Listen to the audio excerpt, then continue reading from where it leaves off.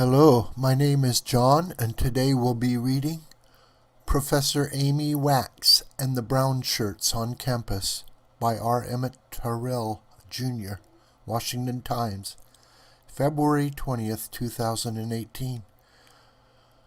R. Emmett Tyrrell, Jr. is founder and editor-in-chief of the American Spectator. He is the author most recently of The Death of Liberalism, published by Thomas Nelson.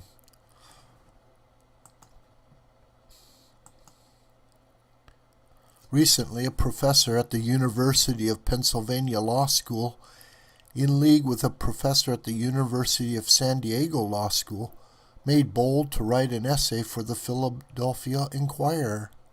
Her name is Amy Wax, and I have no idea what her politics might be. That she has gained tenure at Penn suggests that she is a liberal, but that is about all I know about her. If she were teaching when I was in college back in the 1960s, she almost certainly would have been a liberal. There were very few conservatives back then. What I can tell you is that she is in very hot water today with vociferous students on campus and with her colleagues on the faculty. There have been demands that she shut down and ship out. In fact, the dean of her law school asked her to take a leave of absence next year and to stop teaching a class to first-year students who are presumably still very impressionable. He explained that he was under pressure to oust her. When she objected, he explained that he was a pluralistic dean who had to accommodate all sides, though apparently not her side. What vile, hate-filled party line had she been spouting in the Philadelphia paper? And by the way, should not the Philadelphia paper be held accountable for first publishing it? Here are two of her transgressions as repeated by her Wall Street Journal, in the Wall Street Journal. She began by cataloging the leading ills afflicting America. Too few Americans are qualified for the jobs available. Male working age, labor force participation is at Depression-era lows. Opioid abuse is widespread. Homicidal violence plagues inner cities. Almost half of all children are born out of wedlock, and even more are raised by single mothers. Many college students lack basic skills, and high school students rank below those from 24 other countries. Then she and her colleagues elucidated how America's behavioral norms had changed since the staid post-World War II period through the mid-1960s.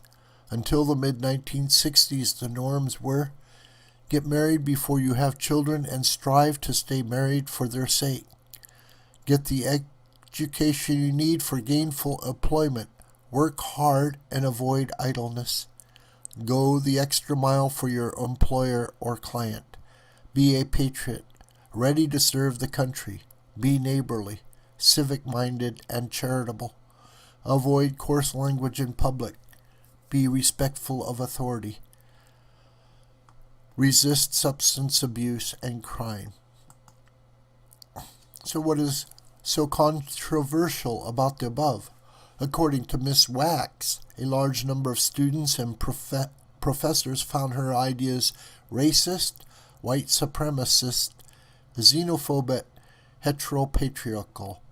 They branded it hate speech, and 33 faculty members signed some sort of protest letter while inviting students to harass Miss Wax as she walked around the campus.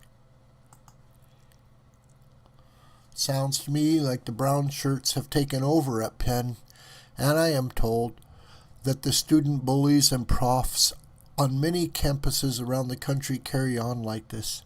I can understand why Richard Spencer, the alt-right guy, attempting to speak on these campuses finds him so alluring. If he can merely adjust his rhetoric a bit, maybe he can become the profs and bullies leader. I, on the other hand, went to college in the 1960s when the Berkeley free speech movement was in bloom. If I recall, they were in favor of free expression. Back in those days, the liberal professors who dominated the faculties encouraged dissent. They even encouraged it from students who were socialists, even communists. Possibly they encouraged it from Nazis and white supremacists. In those days, dissent was in the air, but not now. What changed? Well, you had to know something to be a communist or a socialist. Certainly you had to know something to be a Democrat socialist. Today, you do not have to know anything to march in a herd. I mean a crowd. Even the professors do not seem to know much. Though I am perplexed as to objections to get married before you have children and strive to stay married, be respectful of authority, eschew substance abuse and crime. What is racist, white supremacist, or xenophobic about those values? In fact, if married couples acted responsibly, respectfully, and law-abidingly, and their children did too, we may have a lot fewer difficulties in our society. If memory serves, in the 1950s and the early 1960s, we had all the things that Miss Wax obviously admires, and there was no exigent clamor for gun control. In fact, guns were not even an issue when adults acted responsibly. This video is a production of the School of the White Crane.